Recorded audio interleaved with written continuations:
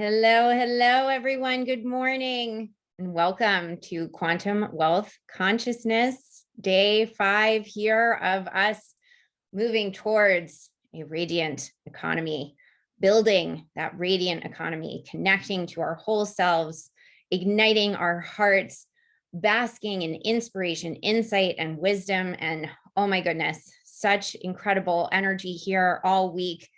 And I just want to say I'm so deeply honored to be holding this space and welcoming Jocelyn. I see you, Jocelyn. Let's get you in. Are you able to join, Jocelyn, as a panelist? I am so delighted to be welcoming Jocelyn, for whom I have immense respect, tremendous amounts of gratitude for. She is just an absolute divine being, and here she is live from Egypt. Hello, Jocelyn. Hello. Yay. Hi, Helena. How are you? Hello. Oh my goodness. I am so fantastic. I switched to speaker view so that we can fully be here with you in your gorgeousness, your gorgeous energy, and prepare ourselves for this transmission from the ancient grounds of really kind of like a seat of humanity. Absolutely. Yes. And I would love to share with you a view of the Nile River out my window if you would like to see that. Yes, please show us. So beautiful. So we just got on this boat yesterday and we are sailing down the Nile River, and it's actually getting close to sunset. So it's a really beautiful moment. Let me try to get it without a reflection from the computer. So there's a good view. Wow. And it is just incredibly beautiful, as you can see. And this is the Mother Nile River, and she is the fountain of all life here at the seat of civilization, as you said, and the seat of so much of our modern culture and the way that we live today. It began here in Kemet in Egypt, in these very, very ancient lands, and the energy that was cultivated in these ancient temples still lives on in us today, and every single one of us. So it's just really powerful to be here and feel all of it. And I want to bring that through to all of you here in this transmission. Amazing. Yes. And I feel like this is just such a huge part of what's happening for us, is the call back to this ancient wisdom that is so integral in our lives, even if we aren't fully consciously aware of it. But I think that that's what's happening, is that conscious awareness is starting to happen. And it's like, how do we bring that into our everyday mundane life? Because there's so much magic that is awakening. Absolutely. And it's so fully available to us. We just haven't been told that it is, right? And we just haven't been taught how to use that. So I can't wait to dive in and share a little bit of it with you today. Amazing. Yeah. I mean, we've been taught and actually told to not be in communication and communion with it. So that's part of the remembering and the relearning. Really has. Yeah. Yes, and everyone is joining in from all over the world. Hello, everyone. Please feel free to pop in the chat where you are so we can fully welcome you. Barbara, Lauren Rose, Alana, hello, Sonia. Yes, so happy to see all of you. Lotte, hello from the Netherlands. Oh my goodness, we've just had Saz as well from Paris. So many beautiful souls here. And Vicky from Belgium, hello. Amazing. So I want you all to know everything possible about Jocelyn Starfeather, again, who I just have tremendous appreciation and gratitude for. Jocelyn Starfeather is a visibility and thought leadership coach, spiritual alchemist, and founder of Sacred Planet. She shares shamanic and alchemical wisdom to guide courageous seekers in how we can co-create a revolutionary new world in alignment with Mother Earth and the vast intelligence of the cosmos. After a successful 15-year corporate career working in finance for major multinational companies, Jocelyn was thrust into a deep spiritual awakening. It was that awakening which turned her life upside down, and from which she emerged with a powerful understanding of how to use her intuition and healing abilities, aspects of herself she'd never had access to before. She dove deeply into earth-based and shamanic practices and has studied alongside elders and wisdom keepers ever since. Today, she coaches and guides visionaries, revolutionaries, and change makers all over the world, guiding them to break free from everything that has held them back so they can joyfully offer their highest contribution to our collective future. One of Jocelyn's favorite aspects of her work is guiding soul-led entrepreneurs to bring their important mission and message out to a global audience through creating their first online conference or summit. And I am tearing up reading this because I get to see myself reflected in what Jocelyn describes and what she does. She is one of my esteemed mentors and teachers. And obviously, I am creating these summits thanks to the guidance of Jocelyn originally. So the topic of our conversation today is what the ancient Egyptian priests and priestesses knew about energy and consciousness. Jocelyn, a really, again, warm welcome to the stage of Quantum Wealth Consciousness.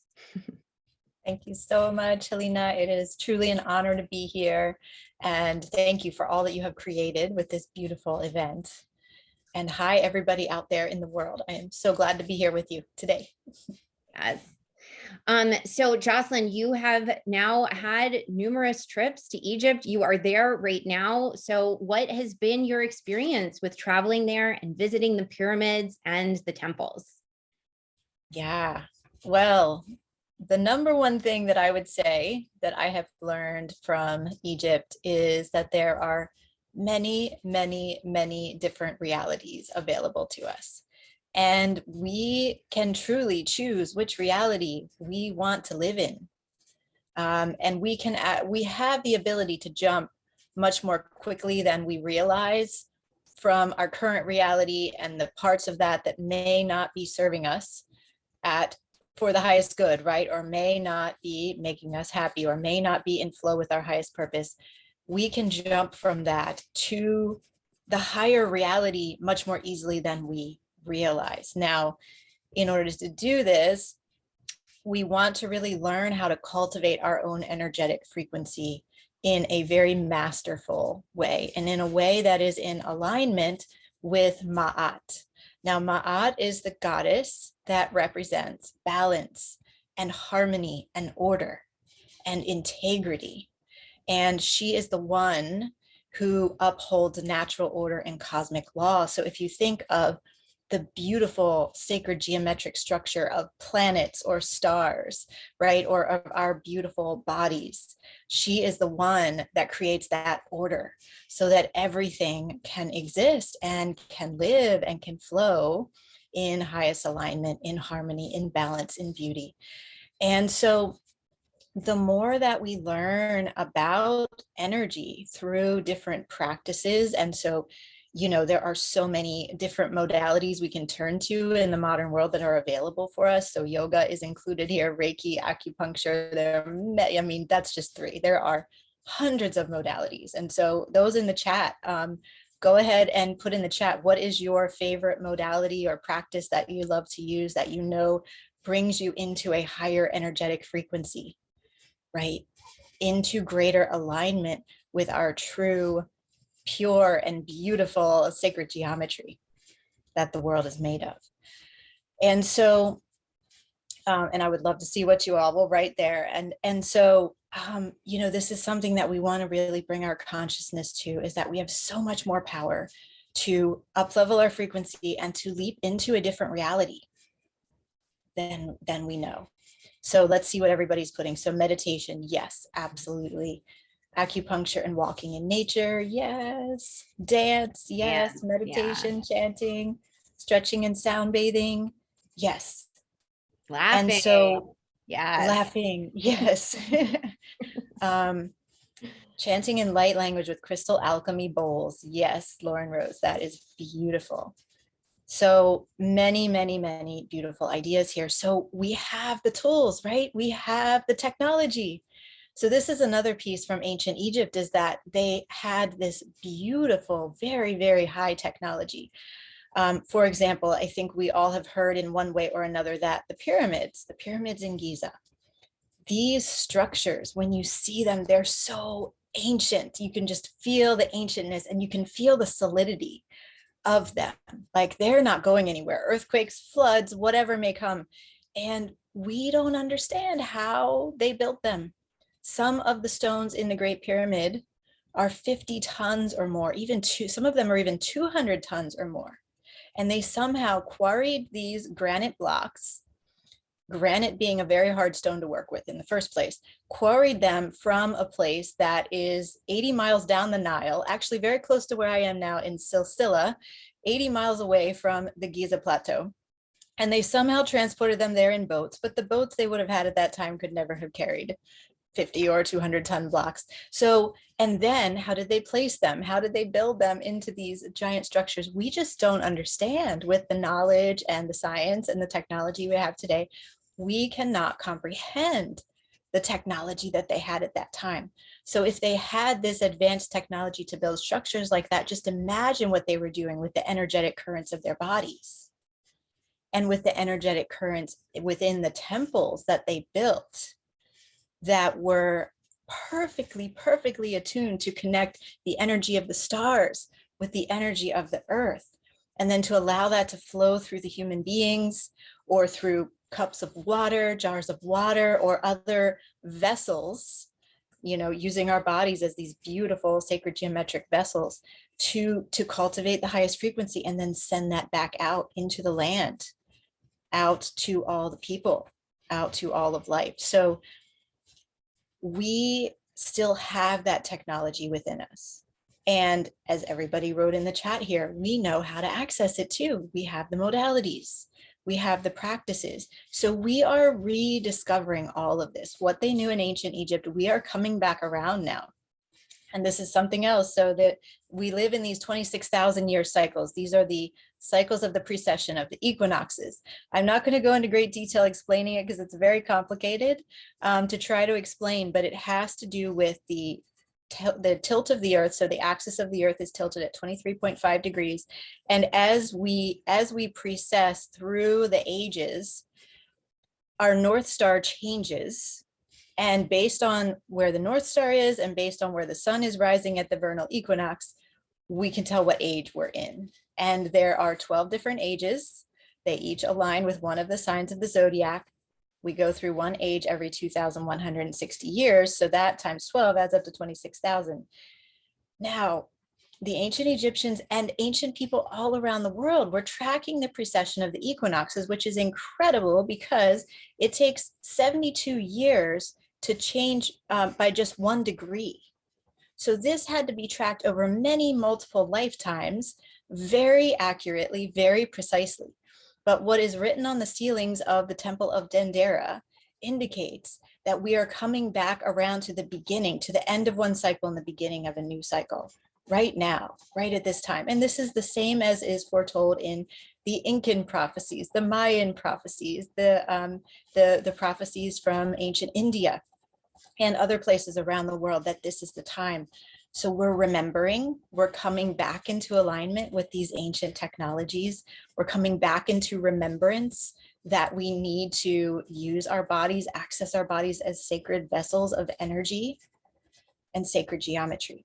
So I will pause there, but these are some of the learnings from ancient Egypt, and that is just dipping your toe in because there's so much here. It's just truly incredible. All the secrets, all the mysteries that are hidden here. Yeah, all the secrets, all the mysteries, and just hearing it. I mean, I know I've heard you speak about this, but I'm also feeling the sense of like I've been experiencing this in my dreams as well, that it's just this coming back around, and that I think that's what's happening with these accelerated times that we're experiencing. It's like we can put something out there and it can come back to us so quickly, whether that is something beneficial or maybe something that's a lower vibration. But it can be scary when that happens.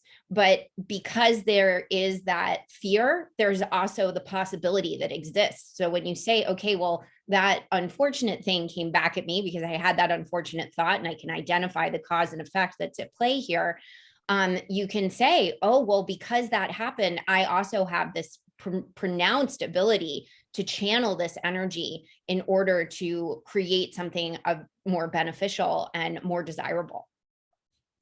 Absolutely. Yes, we are creator beings. We were designed from the beginning to be creator beings. So yes, we have that ability to create, to manifest instantly. And you're right, it's speeding up now. The results that we see are speeding up exponentially. It's really incredible to witness. And with your mention of Mott as well, her symbol is the peacock feather. Is that correct? It's an ostrich feather, actually. Ostrich feather. Okay. But yes. Okay. Yes, beautiful feather. Beautiful feather. Well, again, just like that gorgeous divine feminine energy. And just coming back to earlier in the week, I shared about mother money and money having this very feminine energy to it. And that money is named for Juno, who has the peacock as her symbol. So it just seems like the peacock and the ostrich have some very, very similar symbology involved in each of those. Definitely. And Isis, the peacock feather is related to Isis in the Egyptian cosmologies. Mm-hmm. And she is the magical, she is the one who holds the magic. She is the one who can teach us.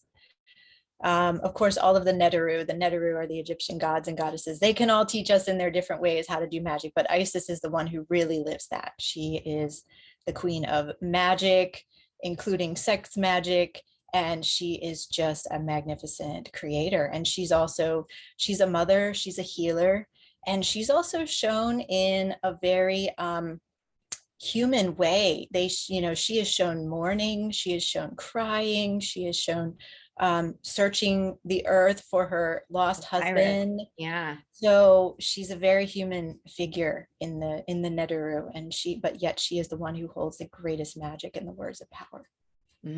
Amazing.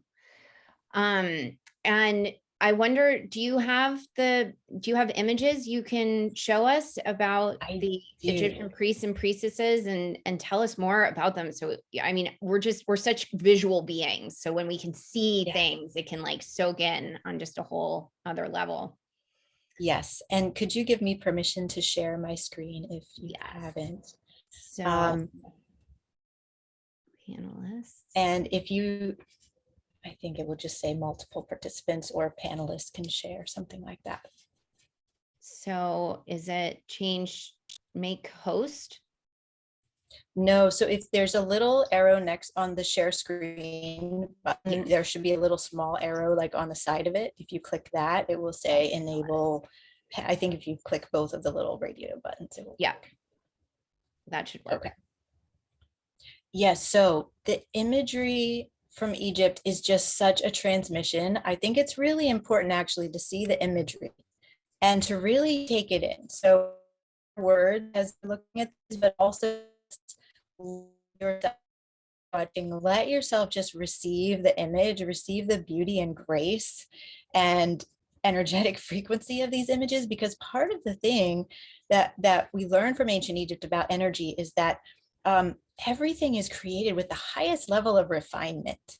And when we look at these hieroglyphs, and you'll see many different versions of them in these different images from different temples and tombs, but just look at the precision, look at the care and the quality and the detail of every single line. It's really incredible. It's really just beyond what we are familiar with, for the most part today. So these are a few images of different priests and priestesses of ancient Egypt. Now, this one here is Queen Nefertari.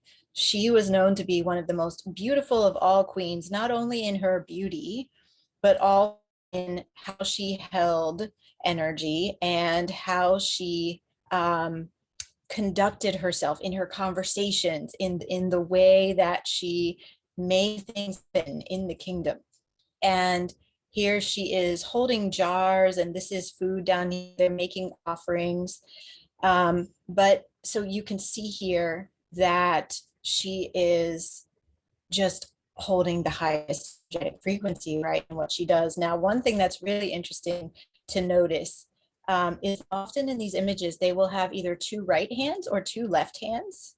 And this indicates whether they were putting forward a masculine current of energy or a feminine current of energy. And in this one, I think if I'm right, let me look.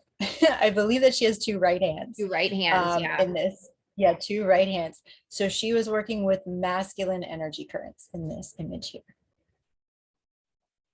Now, here is a really interesting woman, priestess. Her name, she has an interesting name. It's Shepen-Wepet. She is known a God's wife. Now, these were priestesses who actually took precedence over the high priest, the ultimate authority other than the king or queen, the pharaoh. But at a certain point in time, women actually gained the authority to have a higher decision making or higher authority than the high priest. And so she is one example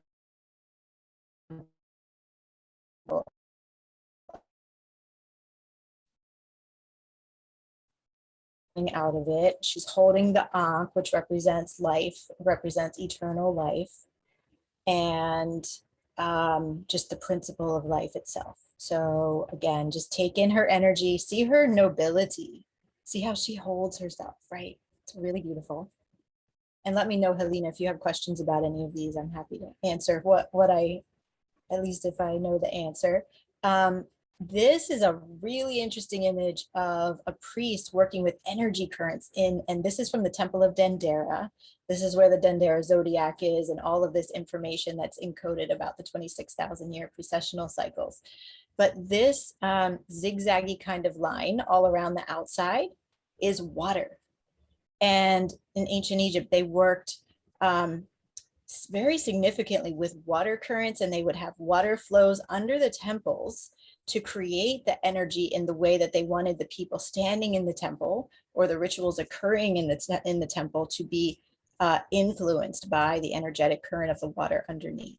So this priest is working with energy, is working with water, and we have the two serpents up top, which are the dual opposing waveform. Now this is representing polarity, so it's representing masculine, feminine, light and shadow, all of the different polarities that we have in our life, but it's coming together in the center as oneness. And this is representing the sun and the light of the sun. So this is really working with water and light as energy. This is a really powerful image. This is a shaman priest.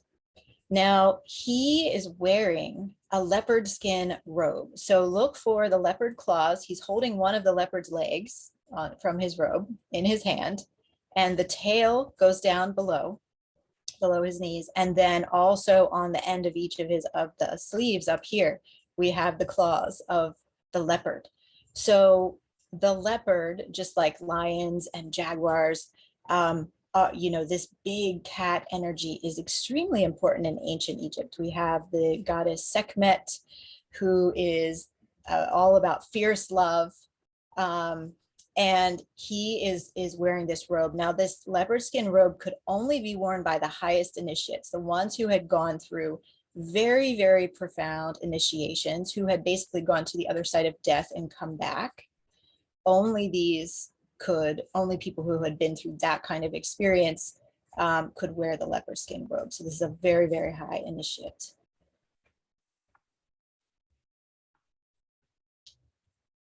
This is an image. The top is a little bit cut off, but it's so beautiful what's still here. And you can see that these priestesses, one is working with the drum right here. So you can see about half of the circle of the drum. The other one is playing the harp. Now they are working with sound and song in order to do their ritual work. And this is something that's really incredible about the tour I'm on right now. We have touring with us Ani Williams. If any of you are familiar with her, she is trained as a temple harpist with the Egyptian temple. So we're going into the temple, she's playing her harp, and the way that the acoustics are set up in these temples is absolutely incredible. It's really designed to change our intercellular structure. just as you've probably heard the studies where if we take a cup of water and we play beautiful music next to that, or if we say words of love and kindness, it turns into these absolutely gorgeous crystals.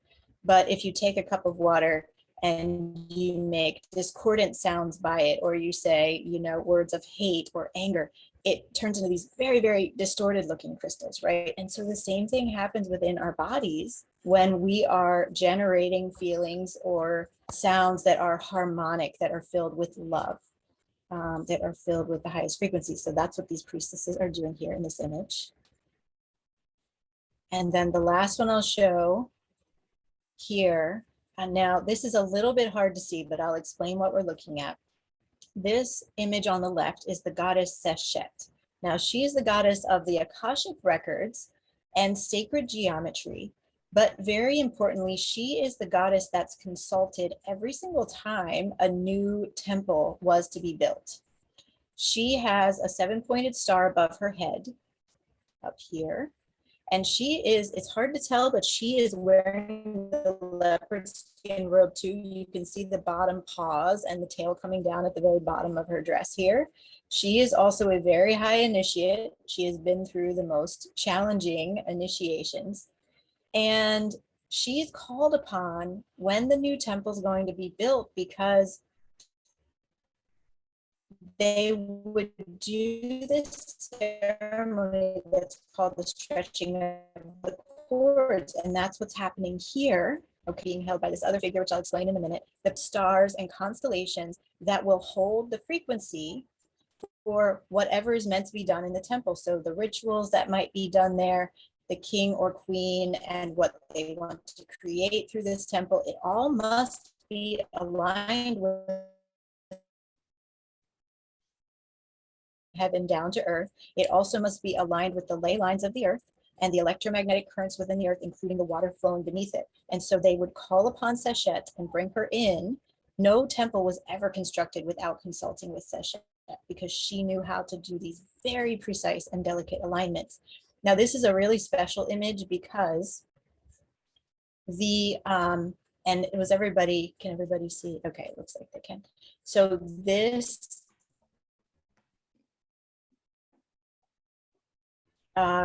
priestess on the right here, her name stretching of the cord ceremony with Seshet. This is really special because in most cases it would be a man calling upon Seshet and laying the foundation for the temple. But in this case, and in certain other very key instances, we see that a woman was given the responsibility of calling upon Seshet, of course, a feminine goddess, and together the women were laying this foundation.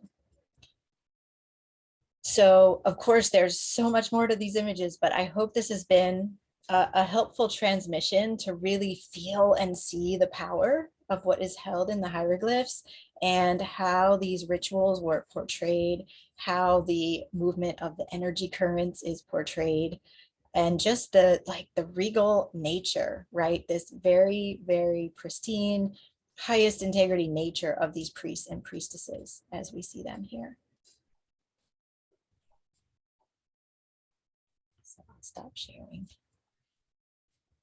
Oh my goodness, what an amazing insight into these images and these energies and these archetypes. I'm vibing in particular with Seshmet. Seshet, yes, Seshet. I will write her name. Yeah, write her name. So it's Seshet, sometimes it's pronounced Seshat. So I will put both of those in here and you all can look her up and read more about her. She's amazing. Yeah.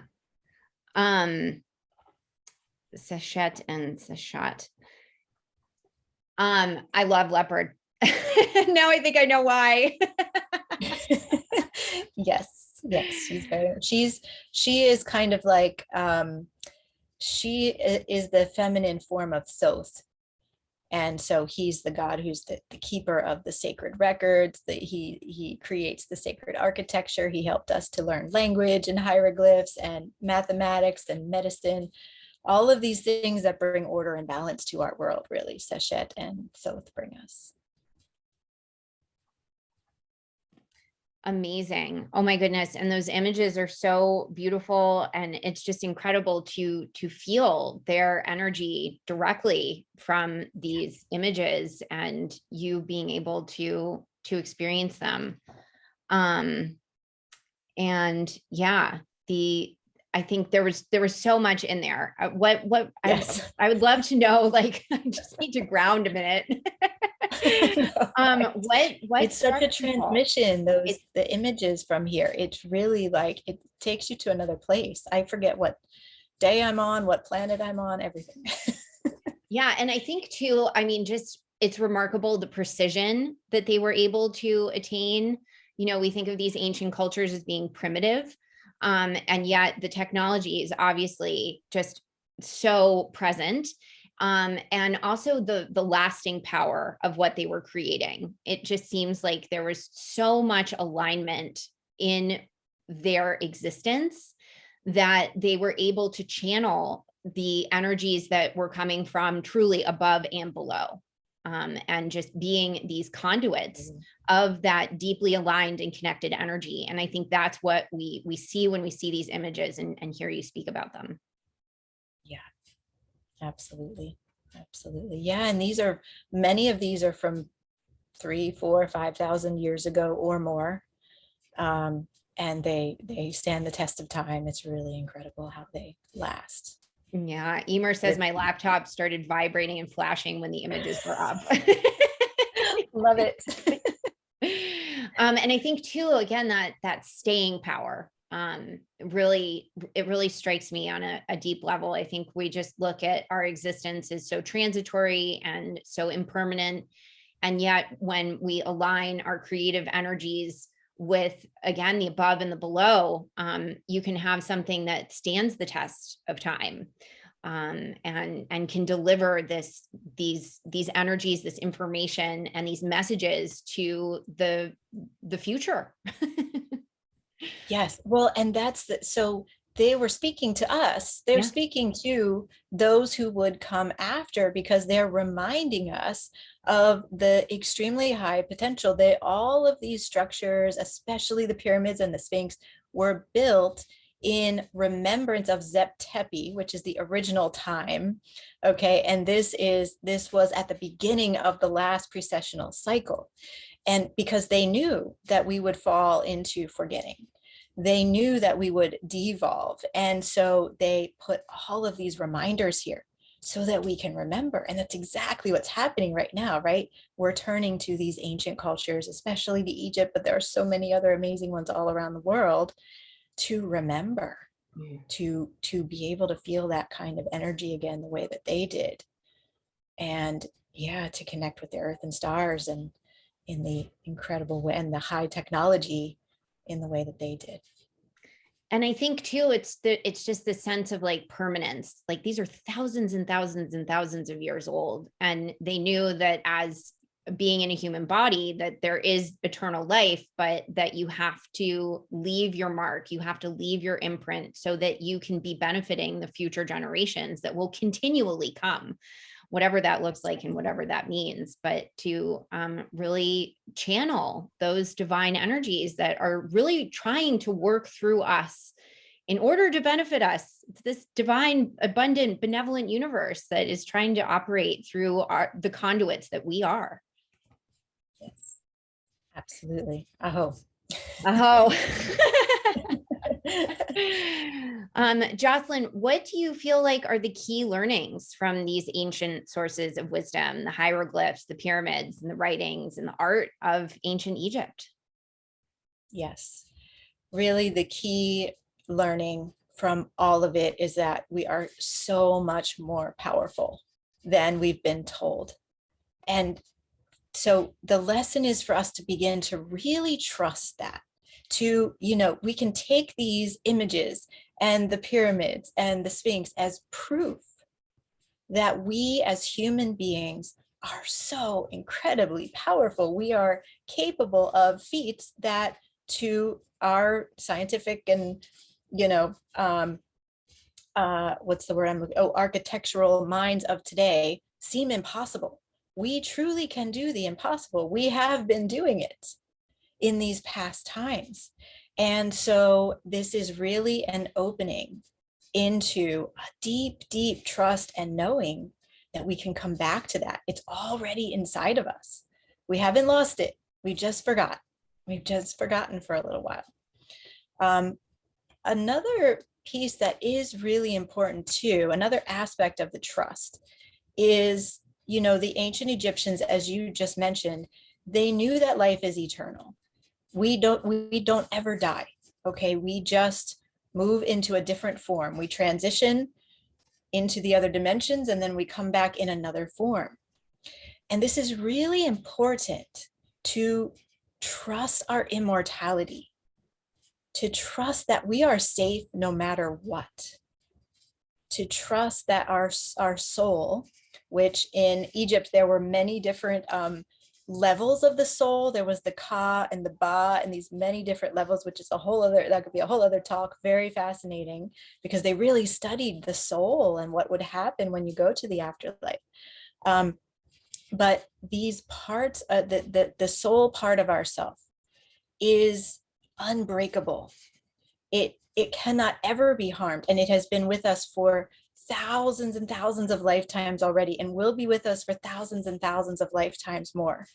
And I think this is a place we get really stuck today, is that we can get stuck thinking, oh, I wish things were different, you know, or I wish my life was another way, I wish the world was another way, to really know that we've already experienced everything. And to settle into a place of joy and love and abundance with what is present now. Now, we do want to be aware to move everything now into the highest frequency, right? To really up-level ourselves into the highest frequency that's possible right now. But for example, if that ideal partner hasn't come in yet, instead of going into sorrow and longing for that, okay, instead of going into what's wrong with me, why have I not found this partner yet, to realize we've had so many different lifetimes, we will have so many more, we will have every partner, we will have all of the most amazing partnered experiences that we can possibly imagine. And to settle into like, what in this lifetime is absolutely incredible? What in this lifetime is bringing me joy? And where do I find abundance? And how can I cultivate the fullest life with exactly what I have right now? And this can bring us fully into the present, fully into joy with what is. And then, of course, that actually opens us up to receive all the things we've been longing for, right? So rather than clinging and grasping, really being in the present moment, again, I've said it a million times, but cultivating the highest frequency in this present moment. And that more than anything else is going to open us up to all of the possibilities. And just the bringing all, kind of tying all this together, really trust everything that's happening in your life. Really trust this journey that we're all on collectively together. It's not all falling apart. The world is not going to pieces. The world is not good. The world, you know, on some levels, the world has gone mad, but it has to be this way, right? This is part of a much larger cycle, a much larger plan than we can perceive. Our souls know, our souls understand, they're guiding us at every moment. So just cultivating a deep trust and this deep peace within ourselves about all that is. I feel that that is something that's extremely important. Oh, and I just love this word cultivate. And really like digging into the fertility that exists on those deep levels, maybe in the darkness and in the mystery and in the unconscious, that is so deeply connected to all of this ancient wisdom and information. And I think too, like surrendering to that, surrendering to the soul trust, trusting the soul, which is, again, as you said, eternal, never ending, endlessly regenerating, and deeply connected to that divine, loving, and abundant universe that is constantly cycling through. Yes. Constantly cycling through. Lots of amazing comments here in the chat. Full body tingles. Sonia had an experience of being in a temple on the dreamscape. And yeah, just lots of amens. And Lauren Rose says, lose the mind to find the heart. Yes, Yes, beautiful. yes, that is so key. Yes, there's a reason that the heart is the center chakra, right? Everything must flow through the heart. And the more, that's fabulous you brought that up, Lauren Rose. The more that we can live through the heart, right? Really, really letting go of all these constructs of the mind, all the worries, all the coulda, shoulda, woulda, and right, all the negative thoughts, like living from the heart. It is so, so important. And that's a big part of cultivating this highest frequency, which we can do in a meditation if we have time for it. Oh, amazing. Yeah. To really cultivate that for a few minutes would be very fun. I would love to get to that, but I do have some other questions. You often say that everything in Egypt is far more ancient than what is written in the history books. And I would love for you to just speak a little bit more about that, because we're so apt to be like, oh, well, if it isn't written, if I can't access the information, then it's not real or it's not true. But it seems like you have some additional insight around that. Oh, yes. And I have, oh my goodness, I've discovered even so much more just in the last few days about that. So here's something really fascinating. In some of the temples, including Abydos and Edfu and a few of the others, there are kings lists, okay, that are listing all of the kings, it includes queens, all of the pharaohs going way back in time. Now, these kings lists go back actually 54,000 years. 54,000 years. What's funny about it is that we have the ones that we have historically found and we have historical documentation of in the more recent, in the last stages of these kings lists. And so the Egyptologists or the people who are studying Egypt in a traditional way, or whatever, maybe an academic way you might call it, they say that these ones we have proof of are real and everything that occurred before that is just a myth. Okay, but it's written in plain sight. It's written very as if it was written in English or French or any language we have today, right? We've translated it. And at the beginning of this King's List, it says that the god Thoth ruled for 3,600 years.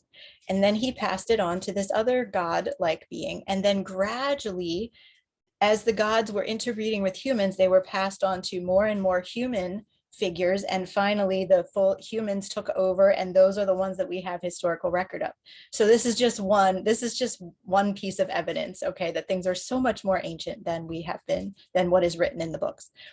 Also, we know that underneath the pyramids and underneath the current day temples that you can visit, while these are very ancient, these are from dated very reliably to at least 2,000 or 3,000 BC. There are older temples or older mounds or older structures below all of them. One of the people on the tour here, his grandfather, who's passed away, but his name was Hakim Abdel Aoyan, and he once went into a tunnel that was near his house in Giza, okay, just in the city of Giza, and he followed this tunnel and he came out underneath of the pyramids. And there are many, many stories like this. Like, this is just a real life thing that happened to him when he was like a kid, when he was a child. There are tunnels. There are said to be at least 7 layers of tunnels underneath the pyramids. The Temple of Dandera, we know that one of the older versions that's below the one you can visit today is from at least 8,000 BC. So there's just incredible evidence that everything in Egypt is so much older. And what they would do is they would carry the wisdom forward. So they had this old temple, but the sands come and cover things up, and anywhere in the world after a certain period of time, sediment builds up and covers the old structures. And so then they would rebuild that temple above the old one, carrying forward all of the wisdom from Zep Tepi, from the original times, so that the people of that time and going forward could continue to access it. So what we see in the temples that we can actually visit today is just so incredibly ancient, was carried forward from possibly 54,000 years ago. And it's just, oh my gosh, it's so fascinating. That's just incredible. And what a beautiful metaphor too, about, sometimes things get covered over, but we can just keep building upon them. It doesn't, just because they've disappeared or they've been, recommitted to the earth, doesn't mean that they're gone, and doesn't mean that they're lost. It just means that it's time to build something new upon those structures, and just keep building. Yes, absolutely. And I'm sorry, the light is not as good as the sun's going down here. So I apologize, it's getting a little dim, but I'm still here. Kind of a really cool effect, actually. You're still highlighted. We can still see you. So it's beautiful and it's perfect. And yeah, so it would just be delightful and divine, I think, if you would lead us in that meditation and in that shamanic journey to travel back to Egypt and maybe discover some of these hidden secrets so we can attune our energy and our consciousness. Absolutely. I want to answer a question in the chat really quickly to Saz. So the symbol of life that Shepin Wepet was holding, and you spelled her name very well. That's amazing. Good work. So that symbol is the Ankh.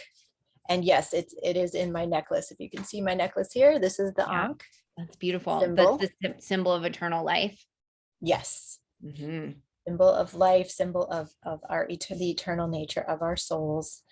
And there's so much more encoded in that, but it is really powerful. And what's so interesting too is that this actually, there's evidence too that this is what morphed into the cross, the Christian cross, right, of today. And of course, it's very similar. But yes, so. All right, now I want to share a beautiful image with you. So let me just bring up this one. I love this shaman priest with the leopard skin robe. So if you would like to, for the meditation, you can gaze at this image, or you can close your eyes, whatever you prefer. They are starting the call to prayer outside. I don't know if you can hear it, but it's one of these sounds that we hear here in Egypt. It's very kind of very haunting. They pray 5 times a day in the Muslim culture. So let's drop in and just connect with some of these secrets and some of the mysteries and find out what might be hidden there for you to discover. So let's begin taking some deep breaths. Take a deep breath in, placing one or both hands on your heart and really breathing into the heart space. And again, you can close your eyes if you wish, or you can gaze lightly at this image of the shaman priest and just make sure you're really comfy in your space. You can lay down, you can be sitting with your spine straight, you could even get up and move, let it be a movement journey if you would like. And let's take another deep breath into the heart, really filling up your heart with oxygen and sunlight and all the magic that surrounds us in this beautiful life. And then breathe out, releasing, relaxing, and continue breathing into the heart. And just draw your awareness to the fact that the heart sits right at the center between the upper chakras, the upper 3 chakras, and the lower 3 chakras. And so the heart within our beings, within the sacred temple of our physical bodies, the heart is connecting the above and the below. And connecting the above and the below is an extremely important aspect of alchemy, which is quite a bit of what these ancient priests and priestesses were working with in Egypt. Alchemy is all about transformation, and it is recognizing that we can truly transform anything that we wish into its highest nature, its most aligned nature, and highest integrity with natural order and cosmic law.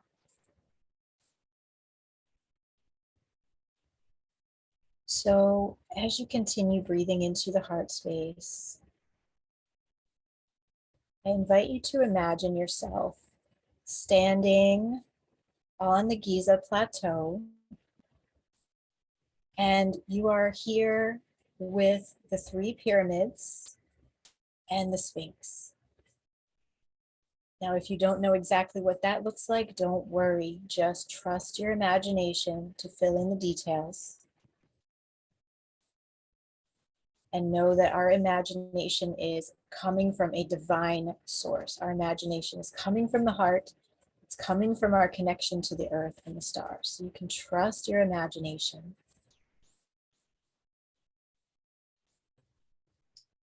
And notice that you are standing here on the Giza Plateau at night. And as you look up at the sky, you see the beautiful arc of the Milky Way above. And then as you look around, you see the beautiful pyramids, shining gold all around you. And you see the powerful Sphinx reclining upon the sand. Now I invite you to call to your side a trusted guide. This might be an angel, might be an animal, power animal, might be one of your ancestors, or any other guide who appears for you. Just trust whoever shows up. This is the right guide to take you on this journey. And then when you're ready, together with your guide, knowing that this guide will protect you, they will be by your side the whole time, go ahead and look for a place here amongst the pyramids and the Sphinx, a doorway or a passageway down into the earth.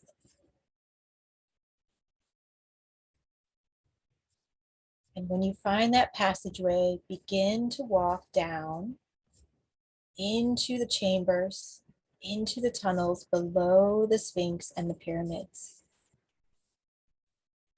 Now, what is said in the most ancient records to exist here beneath the Giza Plateau is the Hall of Records.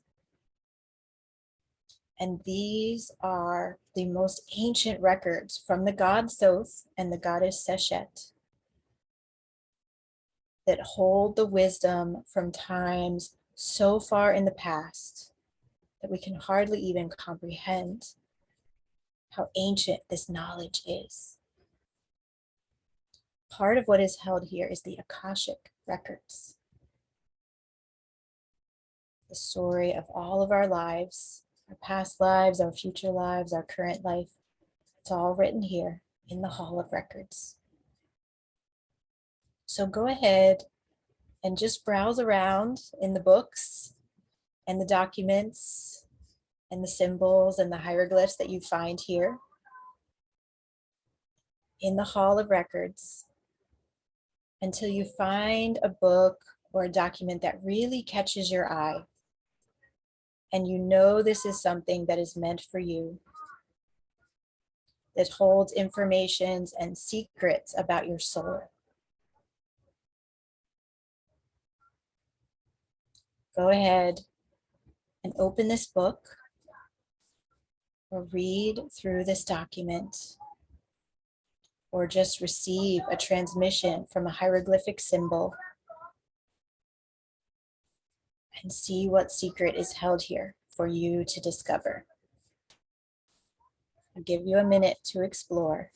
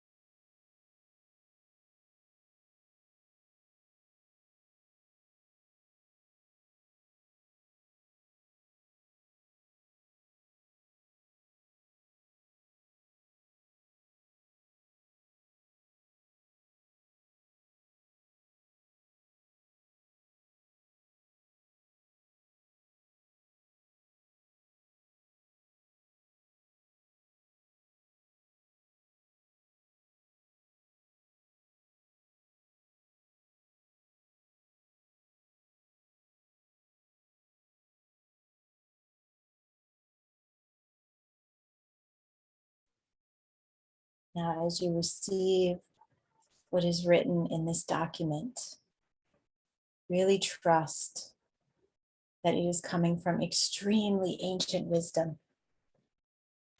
It is coming from a place actually deep within your soul, your own knowledge, your own wisdom that you uniquely hold. And I invite you now to bring to mind something in your life that you would like to alchemize, that you would like to transmute from a lower, more difficult or dense form into the highest frequency, into gold, into the stars. And now refer back to this book that you found, or document or symbol in the Hall of Records. And take another look at it, and you will find that the answer to how to do this alchemy was written there from the very beginning times. So go ahead and take another look at it and receive this profound information to guide you on your path.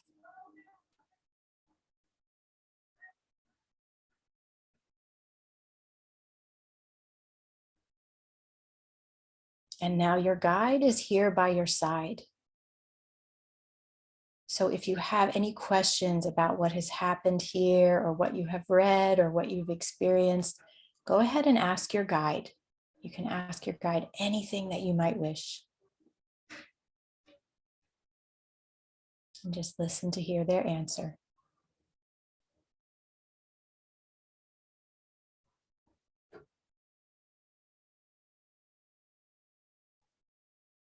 And now it's time to begin the journey back from the Hall of Records.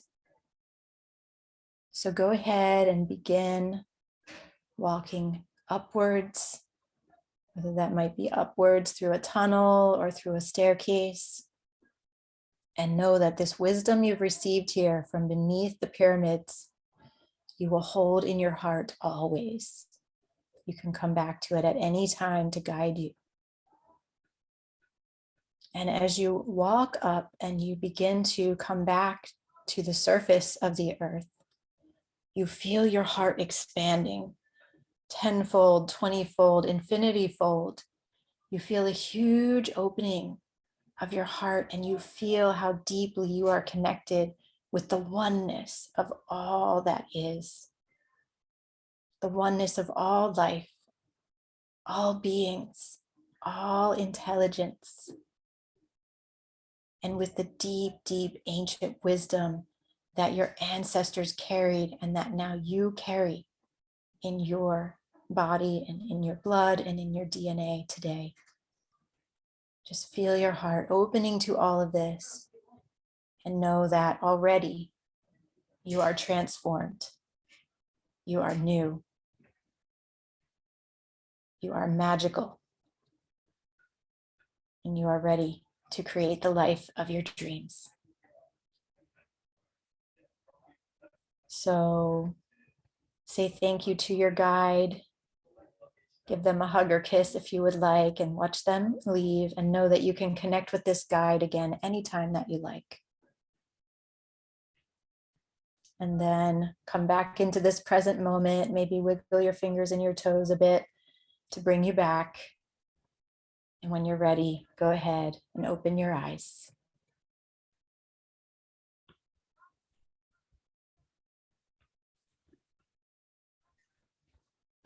I had to move because it was a little loud over there. Oh, Jocelyn, that was so beautiful. So, so beautiful. I heard, this is where the whispers live. This is where the whispers thrive. Be here now and be alive. Oh, beautiful. Oh, I love that. Beautiful.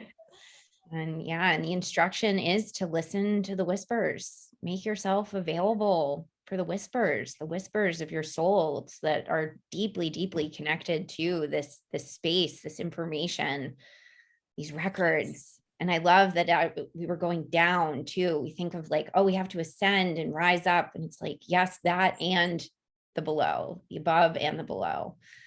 So Absolutely. Yes. And the deepest secrets are hidden beneath where we might think to look. Oh my goodness, everyone, let us know how that felt for you, any information that came up for you. Emer says, Jocelyn, you're like an Egyptian goddess, priestess. And I shared with Emer in our conversation yesterday about a dream where she and I were in a temple learning to be priestesses, and it was your temple, Jocelyn. So oh wow, that's amazing. Oh, I'm sure we did do that. Yes, that's so beautiful. We did. Well, and I think really important about this dream that I had, it was just this resplendent temple on the inside, but on the outside, it was very straightforward. There wasn't anything ornate about it. So I think that that is speaking to us about maybe the exterior of something might seem very not super unique, but it's when we go inside that it's revealed to us the true gifts of the temple. So Jocelyn, before we talk about your free gift, I'm curious, on a personal level, what does wealth mean to you? Yes, I love that question. So there are many, many forms of abundance in the world, right? And financial abundance is so important and is a very important part of wealth. But the greatest wealth, and I apologize, there's a little background noise. The greatest wealth, I believe, is when we are full of joy every day, right? This is the greatest wealth. So whether that comes from, being with your children and seeing them play and laugh and smile, and that brings you the greatest joy, or whether that comes from running a business that you are fulfilling your highest purpose, right? And you are changing people's lives, and that brings you great joy. I think that is the most important thing to connect with, really, is what is it that will bring you the greatest joy? Because what brings us joy is our heart speaking to us, saying, this is the way to go, right? This is the path. And when we step into full alignment with that kind of joy, financial abundance will naturally flow in. The connections, the opportunities that we need will naturally flow in. And so following that joy, that feeling of like rising and expansion in the heart, I believe is the absolute most important aspect of wealth. And it truly will bring all the other types of wealth to your doorstep. Yes, joy is the greatest wealth. And I think when we start with there, when we embody it, when we truly deeply live from the heart, then everything else is just magnetized to us magically. And I think joy is the greatest wealth we can give ourselves, the greatest wealth that we can give our family, our children, our communities, our current modern times, and both the future generations and the past, because that's what the ancestors always wanted for us, was better lives and happier. They all wanted to be happier. Yes. And we have some wonderful responses from that experience that you led us through. Jocelyn Emer says the word element was on the cover of a giant leather book, and when she opened it, there was a huge fire was drawn on the page. She saw lots of symbols, the eye, the sun, and then gold. My heart felt on fire and felt so hot. There were 3 women, maybe nuns, dressed in white. It felt very emotional and powerful. Thank you so much. Beautiful. Yeah, beautiful. And Saz says, I just had a deep light that looked like a path to the sea, and then it merged into a spiral that became the stars. I was suddenly in the cosmos, which then transformed into a colorful fire and then back into my heart. The message I get from this is that I contain the universe. My heart was beating so hard when you said you can feel your heart expanding. Wow, so eye-opening. I want to cry. Saz, go ahead and cry. Let those tears flow and integrate that experience. You are the universe. We are all the universe here right now as we are. That's just so beautiful. So powerful. Mm. Yes. And Jocelyn, you have a beautiful free gift for our audience, the Sacred Architecture of the Cosmos, instructions for how we build the new world, a video presentation. I'm going to put a link to our event schedule in the chat. And I didn't know if you wanted to tell us a little bit more about that free gift. Yeah, this is just a beautiful exploration into the sacred architecture. So it's very much in alignment with Ma'at, which I mentioned at the beginning. She is the goddess of natural order and cosmic law and integrity and balance and honor. And it's also working with the Neter Thoth, who I mentioned as well, who he governs, and he brought us language and sacred geometry. And mathematics and hieroglyphs and astrology and astronomy, all of these amazing things. And so as we explore with both of them, we dive into the structure of creation, the sacred architecture of creation. And so we look for, how can we work with these principles? How can we work with what we do know about the sacred architecture in order to inform us about how we're going to build the new world? We're already doing it, but the more informed we can be, the deeper understandings we can have of these ancient truths, the more quickly and easily and joyfully we'll be able to build that new world. So it is really fun, and I hope you'll all enjoy it. It sounds so beautiful, and what a generous gift, and what a wonderful place to start. I think a lot of us wonder, like, how do I do this? Where do I start? And to have those tools and that guidance, I think is just so imperative and so helpful. So thank you. Yes, my pleasure. Jocelyn, thank you so much for this beautiful experience, this extraordinary transmission. Thank you for making time for us on your journey down the Nile. Is it down the Nile or is it up the Nile? Well, so I'm going south, but I'm actually going to Upper Egypt because it's flipped. It's flipped. Yeah, exactly. Oh my goodness. It's so mind-bending. Yes.